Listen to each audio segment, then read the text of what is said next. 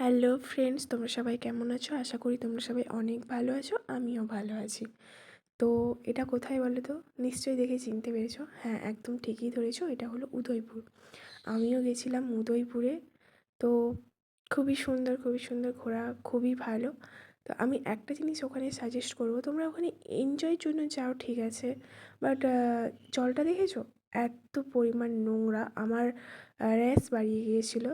তাই জন্য বলছি, আমি নিজের এক্সপিরিয়েন্স থেকে বলছি যে ওখানে জলটা খুবই বাজে। তো তোমরা গিয়ে প্লিজ ওখানে কেউ চান করো না।